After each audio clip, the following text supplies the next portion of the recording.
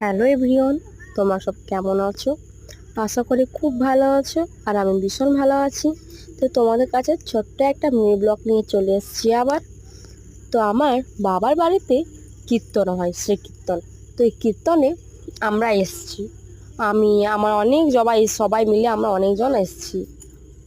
আর হ্যাঁ, কীর্তনে রাত্রে হয়। তো আমরা এখন মেলা দেখতে এসেছি। মেলা দেখতে দেখো আমি কি কাণ্ডই না করে ফেলেছি। আমি এইখানে ছোট ছেলেরা চাপে আর আমি চেপে বসে আছি। আমি অনেক রিকোয়েস্ট করলাম, প্লিজ দাদা আমাকে এখানে চাপিয়ে নিন প্লিজ।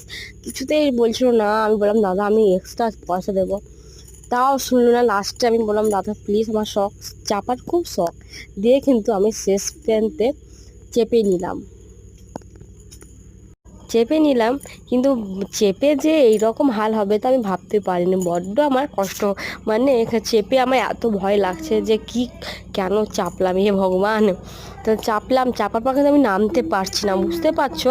আমি ওখানে বসেই পড়েছি, আর সব ছেলে মেয়ে সব খেলছে, আমি ওখান দিয়ে কিন্তু কিছুতেই নামতে পারছি না। তো আমি বসে বসে নেমেছি, সবাই আনন্দ করছে, আমি বসে বসে নেমেছি এক পা করে। তোমরা বুঝতে পারছো?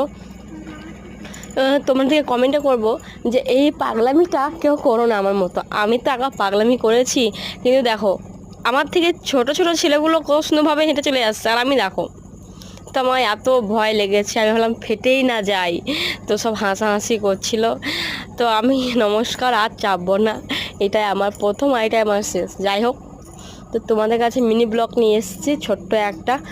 আর হ্যাঁ, এই কীর্তনে মেলাতে সব নিরামিষ, যত খাবার, ফুচকা, এমনকি রোল, সব কিছুই কিন্তু নিরামিষ। চাউমিন, তো চাউমিন খেলাম, নিরামিষ সবই খেলাম। তারপর এখানে কিন্তু এই মহিলাটা, মানে আমাদের কীর্তনিয়া কীর্তন করছে, খুব সুন্দর নাচছে দেখো।